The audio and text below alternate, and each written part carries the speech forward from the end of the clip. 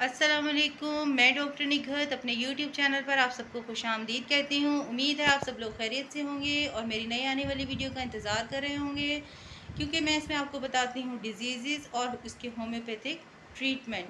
तो today our topic is acne and pimple, which is very much favourite topic for specially teenagers. Teenagers में भी ख़ास तौर पे टीनेजर्स में ही ये बीमारी ज़्यादा पाई जाती है। चेहरे से लेकर चेस्ट तक दाने निकलते हैं, छोटे छोटे गोल दाने निकलते हैं। बाद में इसमें पस पड़ जाती है, रेडनेस भी होती है, समटाइम्स पेन भी होता है। आखिर में कील निकलने के बाद, पस निकलने के बाद ये निशान छोड़ जाते हैं, जिन्हें ब्लैक हेड्स कहते हैं, जो कि बहुत बड़ी प्रॉब्लम है स्पेशली फॉर टीनेजर्स। तो ब्लैक हेड्स ना बने और निशान ना बने, इसके लिए सबसे पहला तरीका ये है कि ये दाने ही ना बने। तो आज मैं आपको बताऊंगी homeopathic treatment about acne and pimples. सबसे पहले जान लेते हैं इसकी रीजंस क्या होती हैं।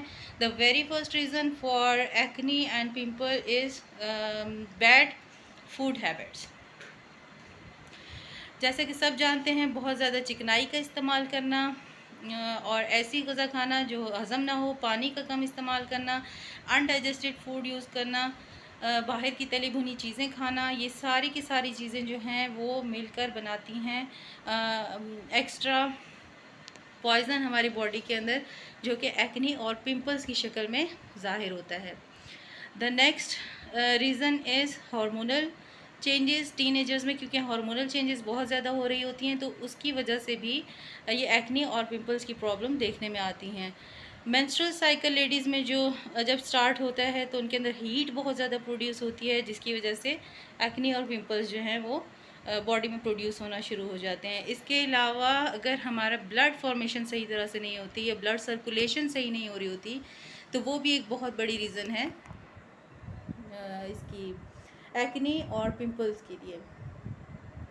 बैड लाइफस्टाइल, टाइम पे सोना और टाइम पे बे टाइम सोना और बे टाइम उठना, ये जो है बहुत बड़ी रीज़न है, क्योंकि इसकी वजह से हमारी और सारी रूटीन जो है वो डिस्टर्ब हो रही होती है, जो एक्नी ब्लड सर्कुलेशन में प्रॉब्लम करती है, और जिसकी वजह से ब्लड सर्कुलेशन अगर ठीक ना हो तो एक्नी और पिंपल्स जो है वो बढ़ना शुरू हो जाते हैं।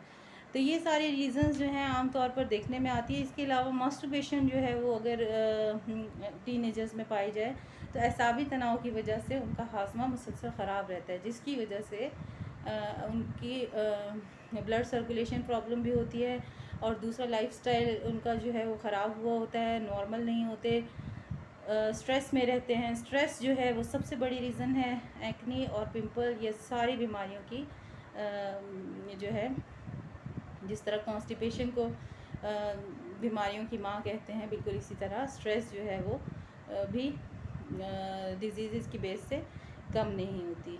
तो स्ट्रेस से दूर रहना बहुत ज़रूरी है।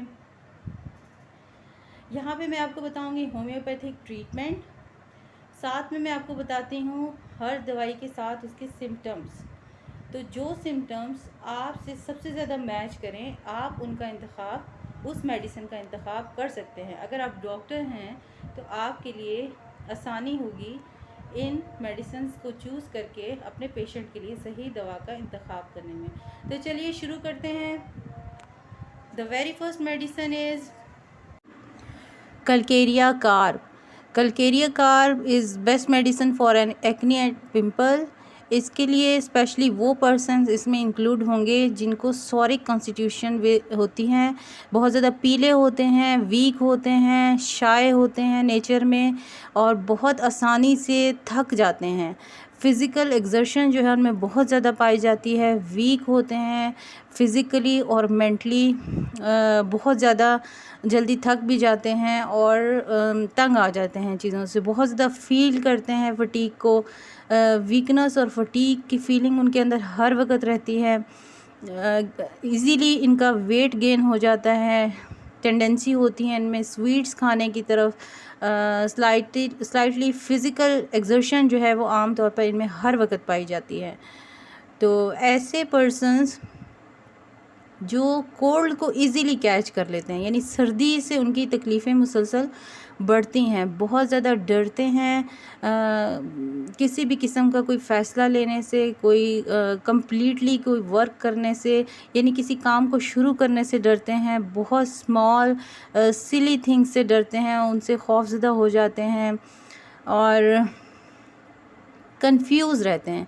ऐसे लोग जिनका माइंड हर वक्त कंफ्यूज रहता है, पसीना बहुत ज़्यादा आता है उनको, स्पेशली ऑन हेड पर, और ब्लैक हेड्स और वाइट हेड्स इन लोगों में बहुत ज़्यादा देखने में आते हैं। तो कल्केरिया कार्ब 30 ऐसे पेशेंट्स के लिए बहुत अच्छा काम करती है। सुबह, दोपहर, शाम कल्केरिया कार्ब का इस्तेमाल किया जाए। 7 to 8 drops in half glass of water में लेके सुबह, दोपहर, शाम आप पेशेंट को इस्तेमाल करवाएं तो इससे बहुत अच्छे रिज़ल्ट्स देखने में आते हैं।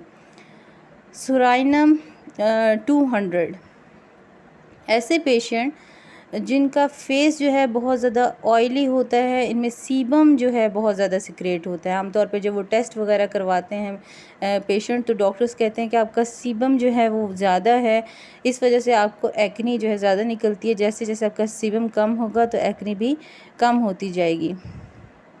इनको कॉफ़ी बहुत ज़्यादा पसंद होती है, फैटी फूड्स बहुत ज़्यादा पसंद होते हैं, मीट्स, शुगर लेना पसंद करते हैं, इमोशनल स्ट्रेस में रहते हैं, डरे रहते हैं, एंजाइटी इनमें बहुत ज़्यादा होती है। ऐसे पेशेंट चिल्ड और कोल्ड चीज़ें लेना पसंद करते हैं। इनका स्टमक ज़्यादातर एम्प्टी रहता है and they have the tendency to feel hungry, बहुत ज़्यादा भूखे रहते हैं।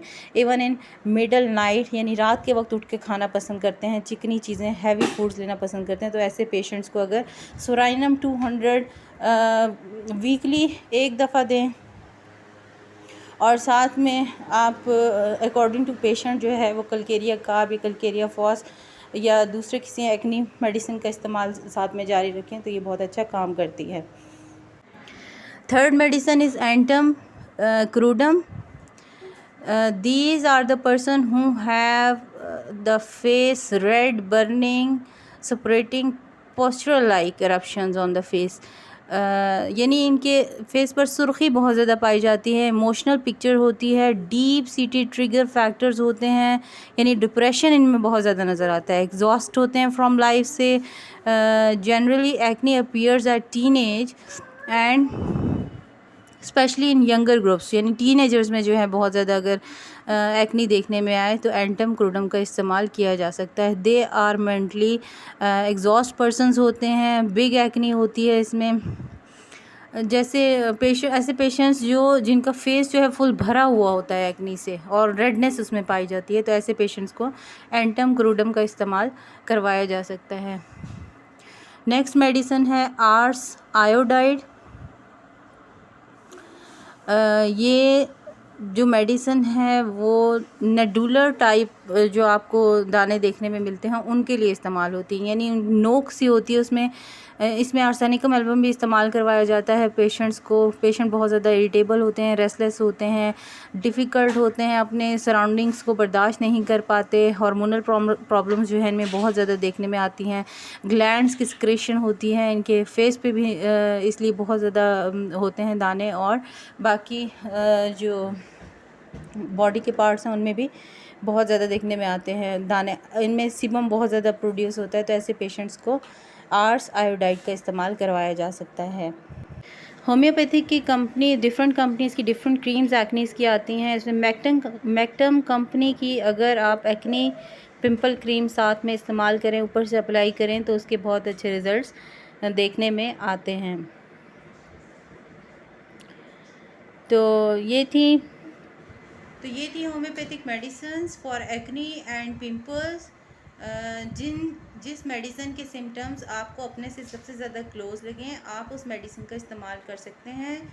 सुबह, दोपहर, शाम अगर आप घर पे यूज़ कर रहे हैं तो 3 times a day 6 to 7 drops half cup of पानी में डालकर आप इस्तेमाल कर सकते हैं जिस मेडिसिन का आप इंतखाब करेंगे। बस पावर जो है वो 30 होनी चाहिए अगर आप घर पे इस्तेमाल कर रहे हैं तो, और अगर डॉक्टर यूज़ कर रहे हैं तो वो अपनी मर्ज़ी के मुताबिक अकॉर्डिंग टू द पेशेंट जो है वो पावर चूज़ कर सकते हैं।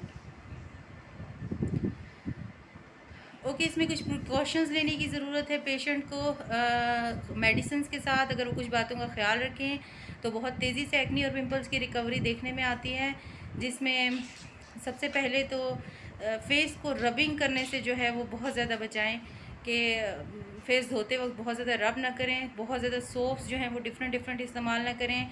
कोई ख़ास मेडिकेटेड सोप लेके आप डॉक्टर से कंसल्ट करें, या एक्नी पिंपल्स के सोप्स जो हैं वो आराम से होम्योपैथिक स्टोर पे अवेलेबल होते हैं। अगर आप वो कोई यूज़ करें तो उससे बहुत अच्छा जो है वो आपका फ़ाका होगा। इसके साथ दूसरा जो चीज़ है, स्ट्रेस मत लें, जंक फूड का इस्तेमाल मत करें, फूड का ख्याल बहुत ज़्यादा रखें, पानी बहुत ज़्यादा इस्तेमाल करें।